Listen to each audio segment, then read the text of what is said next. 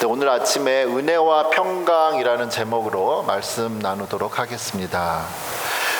오늘 성경 본문은 바울이 지은 편지 중에 하나인데요. 바울의 서신들을 보면 대부분 성도들에게 은혜와 평강이 너에게 함께 있을지어다, 하나님의 은혜와 평강이 너에게 함께 있을지어다 라고 계속 말을 하고 있습니다. 파워포인트 한번 이걸 다시 성경 본문 올려주시겠습니까? 예, 보시면 이게 계속 반복되는데 똑같은 뜻이에요. 안녕, 안녕하세요 뭐 이런 뜻인데, 안녕, 안녕이 너희와 함께 계시다, 이게 두 개가 반복된 게 이상하죠. 여기에서는 은혜는 헬라식 인사법이고요, 평강은 히브리식 인사인 이 샬롬에서 나왔습니다. 바울은 지금 헬라식 인사와 히브리식 인사를 합쳐서 은혜와 평강이라는 기독교의 독특한 인사법을 하나 만들었습니다. 바울이 이렇게 두 가지 인사법을 바울이 이렇게 두 가지 인사법을 함께 사용하는 것은 오늘날 미국에 있는 우리 한국 교회랑 이민 교회랑 비슷해요. 예를 들어서 제가 여러분한테 인사할 때 안녕하십니까 라고 한국말로 인사도 하고 동시에 헬로 라고 인사도 할 수 있어요. 사실 한국말로만 인사해도 되지만 굳이 간단한 영어로 인사하는 이유는 우리 회중 중에 영어에 익숙한 분들도 있기 때문입니다. 이처럼 바울의 인사 방법은 초대교회가 어떤 구성원으로 되어 있는지를 보여주고 있죠. 기독교의 뿌리는 예수님입니다. 예수님은 하나님의 아들이시지만 이 땅에 유대인의 혈통을 가지고 오셨죠. 그래서 기독교 안에는 유대인의 문화적 배경이 많이 담겨져 있습니다. 또한 초기 기독교는 유대인들을 중심으로 전파가 되었기 때문에 자연스럽게 유대인의 언어인 이 히브리어와 유대인의 문화가 사용되었습니다. 그러나 복음이 유대 지역을, 이스라엘 땅을 이제 벗어나면서 전파되면서 유대인들만 교회에 모인 것이 아니라 유대인이 아닌 다른 사람들도 교회에 들어오게 되죠. 우리는 이런 사람들 이방인이라고 그러는데요. 이방인들이나 유대인들의 언어와 문화가, 이방인들은 유대인들의 언어와 문화에 익숙하지 않았어요. 근데 낯선 겁니다. 만약 제가 미국 교회를 갔어요. 근데 한국말로 인사해봐요. 그리고 한국말로 설교하면 못 알아듣죠. 당황합니다. 그래서 제가 만약에 미국 교회를 가면 간단하게 영어로 인사하겠죠. 우리가 종종 대통령들이 외국을 방문했을 때 그 나라의 언어로 간단한 인사를 하는 걸 보게 됩니다. 그렇게 하면 그 뜻은 나는 여러분을 존중하고 관심을 가지고 있습니다 라는 메시지를 전달하는 거예요. 외국인이 자기 나라 말로 인사를 하면 그 나라 사람들의 마음도 열리고 기분이 좋아지는 거예요. 그래서 바울은 오늘 단순한 인사가 아니라 교회의 이 하나됨을 말하고 있는 겁니다. 이것은 단순히 상대방을 배려하기 위한 인사가 아니에요. 더 중요한 의미는 교회는 하나다는 거예요. 하나. 상대방의 언어로 인사한다는 것은 나와 여러분은 하나입니다 라는 메시지를 전하는 거죠. 서로 다른 민족과 배경을 가진 사람들이 복음을 통해서 하나가 되었음을 보여주는 것입니다. 바울은 교회가 예수 그리스도를 통해 하나가 되었다는 사실을 계속 처음부터 은혜와 평강이 이거를 사용하면서 강조하고 있죠. 교회 안에는 다양한 그룹을 가진 그룹과 배경을 가진 사람들이 있지만 그리스도 안에서 하나의 공동체라는 겁니다. 오늘날 우리의 교회와 사회에도 다양한 문화적 배경과 민족적 배경을 가진 사람들이 다 모였습니다. 그럼에도 불구하고 교회는 하나가 되어야 한다는 거죠. 이 하나됨을 이루기 위해서 교회가 해야 할 일은 서로의 언어를 사용하고 서로를 이해하려는 노력이 필요합니다. 사랑하는 성도 여러분, 상대방의 언어를 사용한다는 것은요, 단순한 소통이 아니라 사랑의 표현입니다. 그래서 바울은 단순히 인사로 끝내지 않고 교회가 하나가 되기를 간절히 바라는 마음에서 편지를 쓰기 시작합니다. 오늘 성경 본문에서 바울은 헬라식 인사와 히브리식 인사를 함께 사용하며 간단히 인사를 했는데요. 그러나 단순히 인사로 끝나지 않는다는 거예요. 계속 반복되는 것은 바울은 교회가 하나됨을 위해서 메시지를 전하고 있습니다. 신약 성경에는 빌립보서 말고 바울이 기록한 편지가 13개, 총 13개에 있습니다.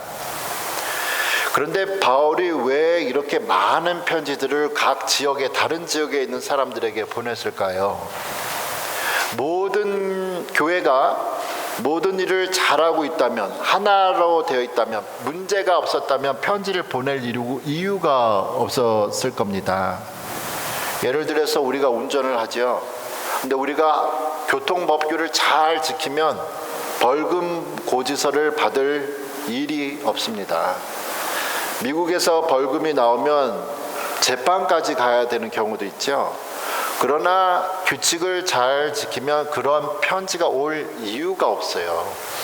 이처럼 바울이 여러 지역에 있는 교회에 편지를 보냈다는 사실은 그만큼 교회 안에 다양한 문제들이 있음을 보여주고 있습니다. 특별히 교회 안에 갈등이 있었고 분열이 있었죠. 그래서 바울은 편지를 통해서 교회가 복음 안에서 하나 되기를 간절히 이야기를 하고 있습니다. 예수 그리스도를 통해서 구원받은 공동체가 사람들의 생각과 이해 관계 때문에 이리저리 갈라지고 나뉘어지는 것을 막고자 2000년 전부터 편지를 썼습니다. 바울은 편지를 통해서 교회가 다시 복음 중심으로 돌아가고 그리스도 안에서 하나 되는 공동체가 되기를 간절히 바라고 있습니다. 바울이 기록한 여러 편지 중에 특별히 오늘 고린도전서와 에베소서를 보면 그가 얼마나 교회의 하나됨을 간절히 바라고 있는지를 알 수 있습니다. 먼저 고린도전서 1장 10절을 보도록 하겠습니다.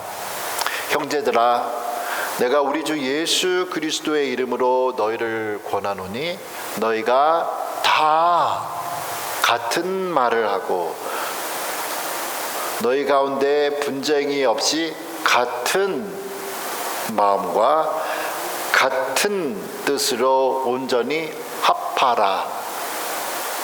이 말씀에서 바울은 교회 안에 분쟁이 생긴 것을 안타까워하면서 같은 마음과 같은 뜻으로 같은 말로 하며 하나 되기를 강하게 권면하고 있습니다.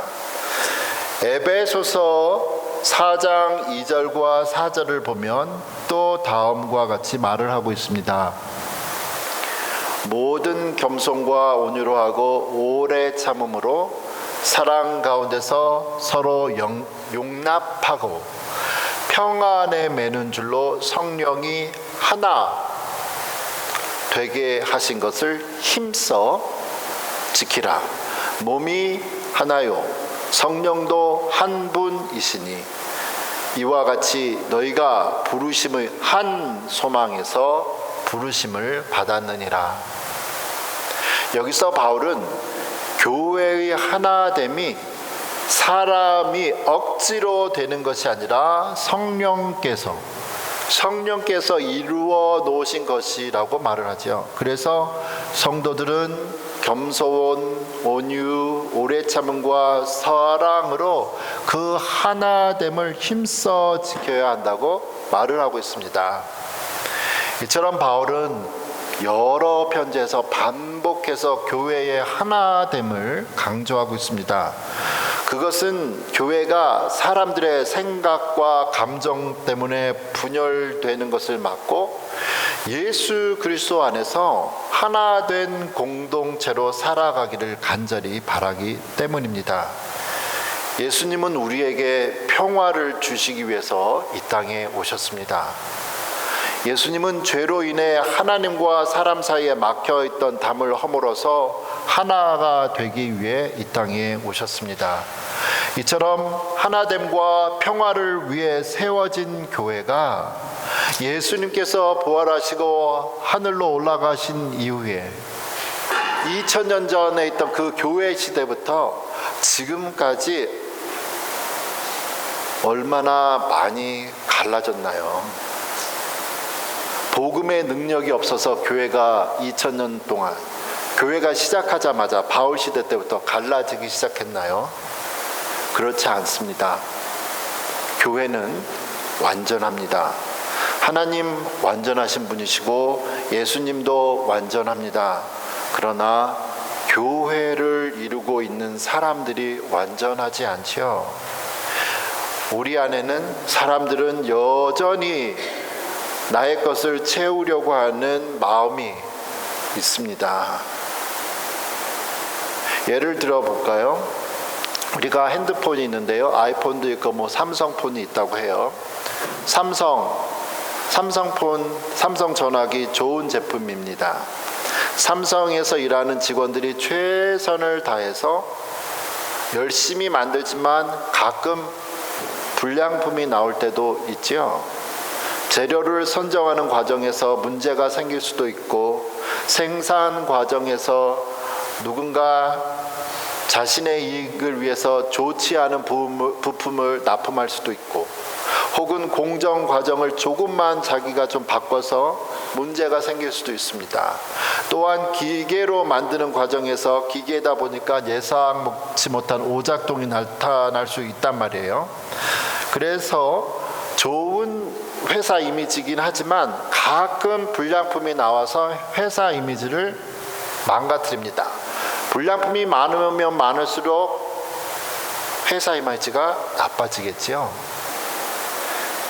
이와 마찬가지로 하나님은 완전하시지만 불완전한 사람들이 모여 이루는 교회 안에는 때때로 갈등과 나눔이 생기기도 합니다. 사람들은 자신의 의견과 생각을 중요하게 여기기 때문에 자기 의견이 받아들여지지 않으면 그것을 이루기 위해서 갈등이 생기기도 합니다.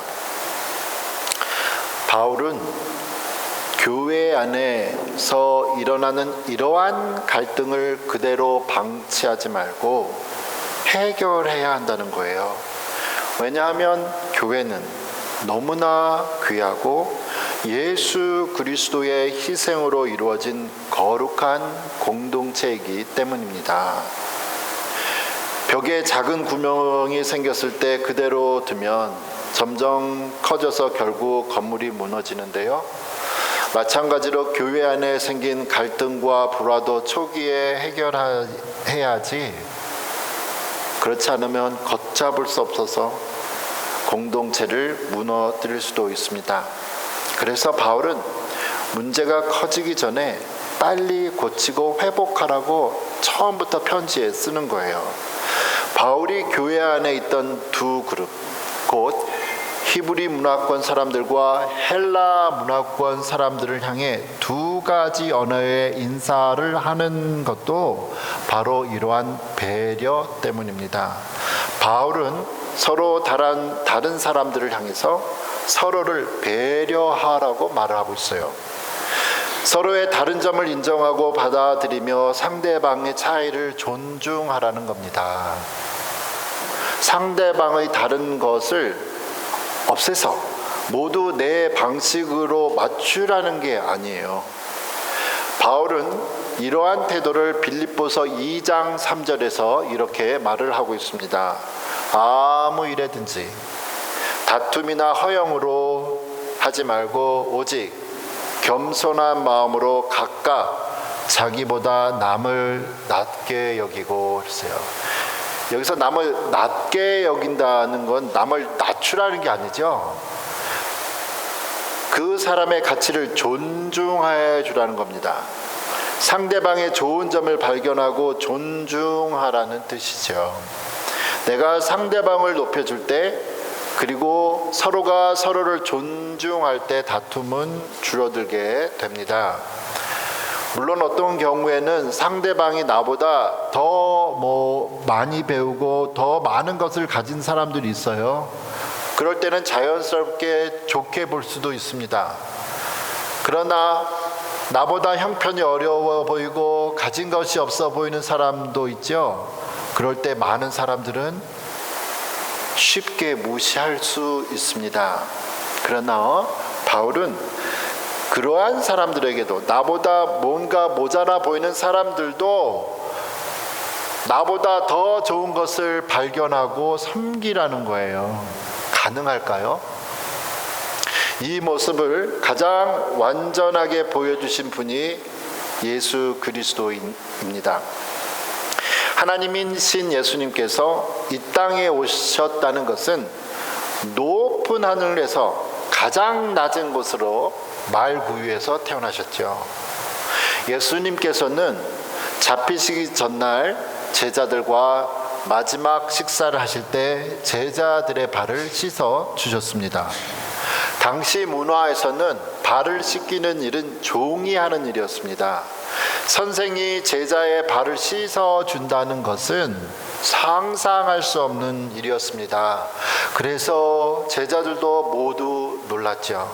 그때 예수님께서 이렇게 말씀하셨습니다. 요한복음 13장 13절에서 15절 17절입니다. 너희가 나를 선생이라 또는 주라 하니 너희 하는 말이 옳도다. 내가 그러하다. 내가 너의 선생이다. 내가 주와 선생이 되어 너희 발을 씻겼으니 너희도 서로 발을 씻는 것이 옳으니라. 내가 너희에게 행한 것 같이 너희도 행하게 하려 하여 본을 보였노라. 너희가 이것을 알고 행하면 복이 있으리라. 예수님은 우리에게 서로 섬기는 사람이 되라고 말씀하시고 있습니다. 서로를 종으로 대하는 것이 아니라, 나보다 아랫사람으로 대하는 것이 아니라 내가 먼저 종이 되어서 다른 사람을 주인으로 섬기라는 거예요. 내가 낮아져서 섬길 때 나도 다른 사람이 섬겨주면 나도 주인이 되죠. 그래서 서로가 주인과 종이 동시에 되는 겁니다. 그때 교회가, 공동체가 평화를 이루게 됩니다. 그래서 이 세상에는 서로가 주인이면서 동시에 종이 되는 거예요. 내가 겸손히 낮아져서 다른 사람을 섬길 때 나 또한 존중을 받게 됩니다. 지금 우리가 교회 달력으로 예수님의 십자가를, 죽으심을 깊이 묵상하는 사순절 기간을 지나가고 있습니다. 하나님께서 아들을 이 땅에 보내셔서 하나님과 사람 사이에 막힌 담을 허물고 평화를 주셨습니다. 또한 예수님은 사람의 언어로, 히브리 민족으로 오셔서 히브리 말을 하시면서 우리가 하나님을 이해할 수 있도록 도와주셨습니다. 그러므로 우리도 교회와 가정, 그리고 사회와 세상 속에서 내 말만 주장하는 게 아니라 다른 사람의 말을 듣고 이해하는 사람이 되어야겠죠. 우리가 서로를 이해하고 서로를 섬길 때 하나님께서 원하시는 평화의 교회가 든든히 세워집니다. 이 은혜가 오늘 우리 모두에게 함께 하시기를 주님의 이름으로 축원합니다. 아멘.